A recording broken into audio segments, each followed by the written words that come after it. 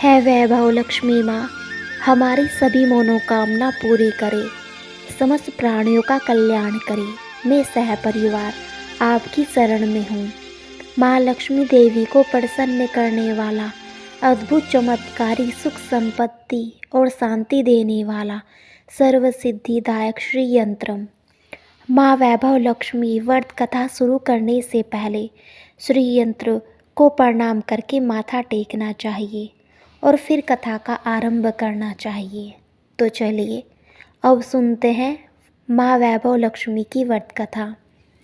एक बड़ा उत्तम नगर था जिसकी जनसंख्या लगभग 20 लाख थी। बड़े बड़े लंबे लंबे बाजार, बड़ी सुंदर विभूषित दुकानें, ऊंचे ऊंचे मकान, बड़े सुंदर स्त्री पुरुष बाल वृद्धों से वह नगर सुशोभित था। सभी लोग एक दूसरे की भलाई का ध्यान रखते थे, दिन में एक परोपकार अवश्य करते थे, एक दूसरे का सम्मान किया करते थे, अतिथि का सत्कार करते थे, साधु संतों को विश्राम देते थे। मधुर गायन वादन से दोनों दिशाएं गूंजती थी। कुछ दिनों के बाद वातावरण बदलने लगा। लोग बेईमानी करने लगे, कम बोलने लगे, झूठ बोलने लगे। लोभी व बदमाश लोग गरीबों को लूटने लगे। डाकू लोग साधु संतों को सताने लगे। चारों ओर जुआ, शराब, चरस आदि के अड्डे बनने लगे। लोग उनमें फंसने लगे। सट्टा लॉटरी से वहाँ की सरकार की आमदनी करने लगी। ऐसे बुरे वातावरण में किसी का भी सत्यानाश हो सकता था। इस नगर में जहाँ बदकार लोग रहते थे, वहाँ कुछ संतोषी सात्विक प्रकृति वाले व्यक्ति भी रहते थे। कुछ पतिव्रता नारियाँ भी इस नगर की शोभा बढ़ाती थी। उनमें एक सद्बुद्धि वाली सावित्री भी थी। सावित्री बड़ी सुखी थी। धन व धान्य से उसका घर भरा पड़ा था। स्वर्ण रजत के आभूषणों व सुंदर रेशमी वस्त्र सावित्री की सुंदरता बढ़ाते थे। सावित्री का पति भी कठोर परिश्रमी था। रात दिन व्यापार में मग्न रहता था। ईमानदारी से व्यापार करता था, सदा प्रसन्न रहता था, किसी को नहीं सताता, औषधालय व पाठशालाओं को दान देता था, गरीबों को मुफ्त भोजन बांटता था। कोई भी उसके पास पहुंच जाए तो वह उसकी अवश्य सुनता था। कुछ दिनों के बाद कुछ गलत लोगों से उसकी मृत्यु हो गई। वह जुआ, शराब, चरस, गांजा में ऐसा डूब गया कि धीरे धीरे घर का पूर्ण धन स्वाहा हो गया। आभूषण बिक गए तथा सुंदर वस्त्र सब फटने को आए। उनकी कुसंगति में फंसकर बेचारी सावित्री का पति अब भिखारी के रूप में आ गया। उसकी यह दशा को देखकर सावित्री बहुत दुखी हुई। शराब के लिए सावित्री को भी मारने पीटने लगा, बुरी बुरी गालियाँ देने लगा। सावित्री कमज़ोर हो गई, बीमार रहने लगी। उसका पति दवाएं भी लेकर न आता था। घर के बर्तन भी गिरवी रखे जाने लगे। सावित्री बहुत दुखी रहने लगी। कभी ईश्वर को कोसती, कभी देवी देवताओं को कोसती, कभी इनकी प्रार्थना करती, आँख फड़फड़ाकर देखती, परंतु घर में कुछ भी नहीं दिखाई पड़ता। लक्ष्मी देवी बिल्कुल ही रोट गई थी। एक दिन एक अधेड़ महिला उसके द्वार पर आई, जोर से पुकारा, सावित्री देवी, सावित्री। सावित्री देवी ने सोचा कि देखो तो कौन आवाज़ दे रहा है। घर में तो कुछ है ही नहीं, परंतु द्वार खोलकर देखने में क्या हानि है। जैसे ही सावित्री ने द्वार खोला कि एक वृद्धा बोल पड़ी, सावित्री देवी, क्या हाल है? अब लक्ष्मी जी के मंदिर में नहीं आती क्या? पहले तो रोज मंदिर में आती थी, अब क्या बीमार हो रही हो?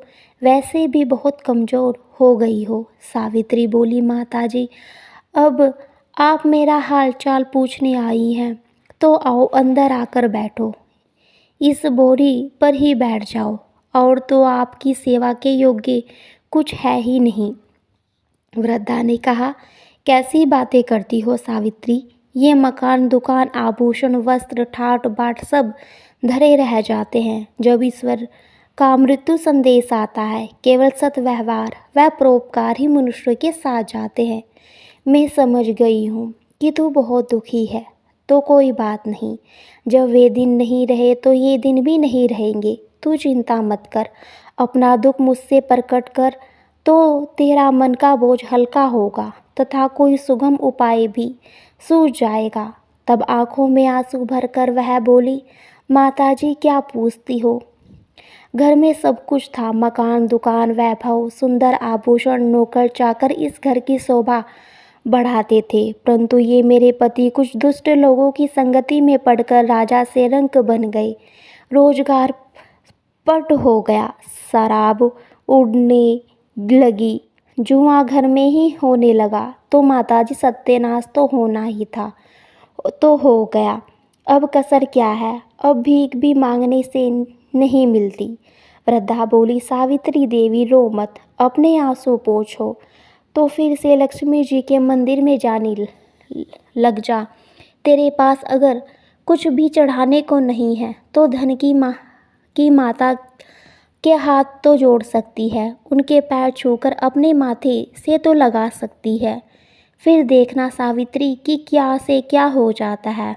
वृद्धा फिर बोली, देख पुत्री, जाने कितने रंक राजा बन गए, जाने कितने गरीब सेठ साहूकार बन गए, कितने रोगी निरोग हो गए, कितने व्यसन अपने बुरे व्यसनों से मुक्त पा गए। पुत्री तू चिंता मत कर, नित्य एक बार मंदिर में आकर धन की देवी माँ महालक्ष्मी जी के दर्शन कर। ऐसा करने से तेरा कष्ट दूर होगा।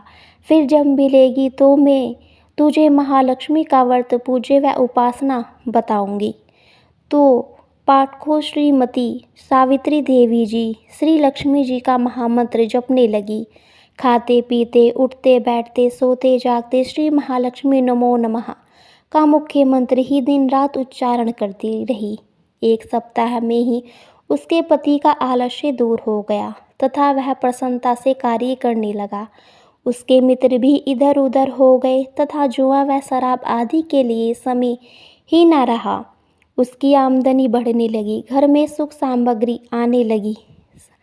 साग भाजी, मिर्च मसाले, घी, अचार के भोजन बनने लगे तथा भरपेट रोटी पूर्णा मिलने लगी। एक दिन उसके पति ने पूछा कि सावित्री, अब तो हम सुखी रहने लगे हैं, पहले तो हम बहुत दुख उठाते थे। ये क्या प्रभु की माया हो गई है, किसी ने जादू से तो ऐसा नहीं कर दिया। अब तो देखो मैं तुम्हें न गाली देता हूँ ना मारपीट करता हूँ। एकदम समय बदल गया है, पता नहीं क्या हो गया है। तुम तो मंदिर जाती रहती हो। तब सावित्री बोली, हाँ मैं मंदिर में जाती रहती हूँ और केवल तुम्हारे लिए जाती रहती हूँ। एक दिन एक माता जी मेरे इस द्वार पर आ गई थी। मैंने उन्हें अंदर बुला लिया। तब उन्होंने मेरी व्यथा सुनकर मुझे लक्ष्मी जी का ध्यान बतलाया और बोली कि तू श्री लक्ष्मी सदा सहाय का मंत्र सदा जपती रह। जब कुछ तेरे जीवन में सुधार दिख जाए तो मुझे मिलना, मैं तुझे श्री लक्ष्मी जी की पूजा व उस उपासना भी बतलाऊंगी। उसका विधिवत करने से तेरे फिर वही दिन आ जाएंगे जैसे कि पहले सोने चांदी में खेला करती थी। ऐसा सुनकर उसका पति बहुत खुश हुआ और बोला, हे प्रियतमे, तुमने श्री महामंत्र का जाप कर मेरे जीवन में बहुत सुधार ला दिया है। हाँ, उन माताजी की खोज कर उनसे मिलो जिन्होंने श्री लक्ष्मी जी की पूजा व उपासना को विधिवत बतलाने का वचन दिया है। तभी द्वार के कियोड़ों पर खटखट करते हुई सावित्री ने आकर द्वार खोला तो देखा वही वृद्धा द्वार पर खड़ी है तथा बड़ी प्रसन्न मुद्रा में है। उसके पति देव ने भी द्वार की ओर देखा तो उसने देखा कि कोई वृद्धा बड़े सुंदर लाल वस्त्र पहने, माथे पर सोने का मुकुट लगाए बड़ी प्रसन्नता से सावित्री से बातें कर रही है। इधर सावित्री ने उन माताजी के चरण छुए तथा उन्हें वहां पकड़कर उन्हें कमरे में ले आई। उन्हें चौकी डालकर प्रेम से बिठाया, शरबत बनाकर पिलाया। सावित्री को वह माताजी उसी पहनावे में दिख रही थी जैसे कि वह पहले द्वार पर आई थी। वृद्धा ने कहा, सावित्री अब तो तू प्रसन्न है, ना अब तो तू निरोग भी दिख रही है। लक्ष्मी जी का मंत्र जपती हो या नहीं, कहीं फिर तो नहीं भूल गई? सावित्री बोली, नहीं माता जी, मंत्र को कैसे भूल जाऊंगी? उसी महामंत्र के प्रभाव से तो हमारे सारे संकट कटे हैं। अब तो बड़ी शांति है, सुख है। माता ने कहा, सावित्री देख, ये सब श्री लक्ष्मी जी की कृपा है। इनके मंत्र ही अपार शक्ति है, फिर पूजा व उपासना की बात ही क्या है? सावित्री बोली, हाँ माता जी, मुझे याद आ गया कि आपने मुझे श्री महालक्ष्मी जी की पूजा व उपासना के विषय में बतलाने को कहा था। सो अब हम पहले से बहुत सुधार में हैं तथा 2 समय की रोटी बड़ी खुशी से भरपेट मिल जाती है। माता ने कहा, अरे पगली, फिर वैसे ही हो जाएगी जैसे ही पहले गरीबी को खाना बंटवाया करती थी। अब सुन, मैं तुझे महालक्ष्मी जी की पूजा व उपासना का वर्णन करती हूँ, तू ध्यान लगाकर सुन। है पुत्री, कई पाखंडी कहते हैं कि सोने गहनों की हल्दी कुमकुम से पूजा करो, बस हो गया व्रत। परंतु ऐसा नहीं है। कोई भी व्रत जब तक कि विधि पूर्वक नहीं किया जाता, उसका फल नहीं मिलता। वैसे घर में यदि सोने गहने हो तो उसकी शास्त्रीय विधि से पूजा उपासना करनी चाहिए। माँ लक्ष्मी का व्रत शुक्रवार को किया जाता है। प्रातःकाल उठकर जल्दी स्नान करें। हर समय मुँह में जय माँ लक्ष्मी का उच्चारण ही हो। व्रत आरंभ करते समय यह भी संकल्प ले कि मैं इस व्रत को 7, 11, 21, 31, 51 अथवा 101 शुक्रवार तक करूँगी। प्रारंभ में थोड़ी अवधि का ही संकल्प ले। यदि इस अवधि में मनोकामना पूर्ण न हो तो व्रतों की संख्या बढ़ा देनी चाहिए। किसी की चुगली न करे। सायंकाल पूर्व दिशा की ओर मुँह करके आसन पर बैठे और माँ लक्ष्मी की मूर्ति या चित्र किसी ऊंचे स्थान, लकड़ी की चौकी इत्यादि पर रखकर उसके आगे चावलों की छोटी सी डेरी लगाए। एक खुली प्लेट में सोने अन्यथा चांदी के जेवर रखे। चांदी के भी जेवर ना हो तो रुपए रखें। चावल की डेरी पर एक मिट्टी का अथवा चांदी, कांस्य या तांबे का कलश रखकर कलश पर इस प्लेट को रख दे तथा उसके पास ही ताम्रपत्र अथवा चांदी पर अंकित श्री यंत्र को स्थापित करें। यदि तांबे अथवा चांदी का श्री यंत्र न हो तो कागज पर मुद्रित श्री यंत्र को भी रख सकते हैं, क्योंकि वैसे तो माँ लक्ष्मी के अनेक रूप हैं, परंतु इनकी सबकी नींव श्री यंत्र है। अतः वैभव लक्ष्मी में पूजन करते वक्त सर्वप्रथम श्री यंत्र और लक्ष्मी जी के विधि रूपों का सच्चे मन से दर्शन करें। श्री यंत्र तथा कलश की स्थापना के पश्चात जल, रोली, चंदन, चावल, फूलों से यंत्र, कलश तथा सोने चांदी का पूजन करने चाहिए। अगरबत्ती जलाकर धूप देना चाहिए तथा श्री यंत्र के पास ही दीपक जलाए रखना चाहिए।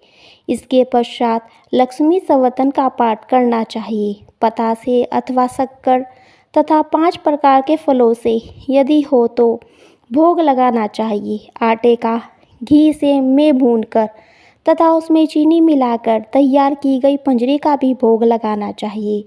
पूजन करते समय तथा अंत में माँ लक्ष्मी की इस प्रकार अर्चना करनी चाहिए। हे माँ वैभव लक्ष्मी, आपके अनेक रूप हैं। आप ही सारे विश्व में सुख प्रदान करने वाली हैं। आप ही विष्णु पत्नी हैं। जहाँ आपका वास होता है वहाँ पर कभी भी दुख नहीं आता। मैं आपका यथाशक्ति भक्ति भाव से पूजन तथा व्रत करती रही हूँ। आप कृपा करके मेरी मनोकामना पूर्ण करें। मैं आपकी शरण में हूँ। मुझ दीन पर दया करें। माँ जय माँ लक्ष्मी, जय माँ लक्ष्मी। अंत में दीपक द्वारा लक्ष्मी जी की आरती करनी चाहिए। इसके पश्चात घी, आटे और चीनी को भूनकर बनाया गया प्रसाद, जिसमें केले भी काटे हों, माँ लक्ष्मी जी की आरती के पश्चात प्रसाद के रूप में लोगों को बांटे। यह व्रत निरंतर 11, 21, 51 शुक्रवार करने का दृढ़ संकल्प माँ के सामने करें। सूर्यास्त होने के पश्चात माँ की उपासना करके प्रसाद वितरण के पश्चात आप स्वयं भी प्रसाद व भोजन करें। तत्पश्चात माँ के आगे रखे हुए गहनों व रूपों को तिजोरी में रखे व कलश के पानी को तुलसी में डाल दे। वे चावल के दानों को पक्षियों को डाले। व्रत रखने वाले भक्त जो उनको यह जरूरी है कि वह व्रत कथा का पाठ करें, वह लोगों को भी कथा सुनाए। इस प्रकार विधि पूर्वक व्रत करने से व्रत का फल अवश्य प्राप्त होता है। माँ लक्ष्मी उस मनुष्य का कल्याण अवश्य करती है। वह मानव सभी कष्टों से दूर होकर धन व संतान लाभ इत्यादि को प्राप्त करता है। स्त्री का सुहाग व कुंवारी लड़की को मन भावन वर मिलता है। आखिरी व्रत के दिन शुक्रवार व्रत का शास्त्रीय विधि द्वारा उद्यापन करना चाहिए। उस दिन खीर या नैवेद्य बनाए। पूजन विधि हर शुक्रवार क्यों ही करना चाहिए। पूजन विधि के पश्चात श्रीफल को फोड़े और कम से कम 7 कुंवारी कन्याओं को कुमकुम का तिलक लगाकर भोजन इत्यादि करावें। फिर उन्हें एक एक श्री माँ वैभव लक्ष्मी व्रत कथा की पुस्तक उपहार में दे और साथ ही सभी रिश्तेदारों व पड़ोसियों को भी एक एक पुस्तक उपहार में दे दे। वह उनसे भी श्री माँ लक्ष्मी व्रत करने को कहे। कम से कम 7 व श्रद्धा अनुसार जितनी पुस्तकों भेंट में दे। इस व्रत में श्री माँ वैभव लक्ष्मी व्रत कथा की पुस्तक के दान का बड़ा महत्व है। इस पुस्तक के पढ़ने से दूसरों को भी व्रत करने की प्रेरणा मिलती है। इसका पुण्य भी पुस्तक बांटने वालों को मिलता है। फिर लक्ष्मी जी की प्रतिमा व श्री यंत्र के आगे हाथ जोड़कर प्रणाम करें और स्तुति करते हुए कहे, हे माँ लक्ष्मी, आपकी कृपा से संतानहीन को संतान, धनहीन को धन एवं भाग्य में जिसमें विमुख हो गया हो उसे भाग्य विधाता बना देती हो। आपकी ही कृपा से मैंने आपका ये व्रत पूर्ण किया है। अतः हे माँ, मेरी सभी चिंताओं को दूर करो, मेरी सभी मनोकामनाएं पूर्ण करो। सावित्री को देखकर गली मोहल्ले वालों ने भी श्री माँ वैभव लक्ष्मी का व्रत किया है। हे माँ वैभव लक्ष्मी, जैसे आपने सावित्री पर प्रसन्न हुई उसी तरह आपके व्रत करने वाले पर प्रसन्न होना, सभी को सुख शांति समृद्धि देना। जय माँ लक्ष्मी की जय।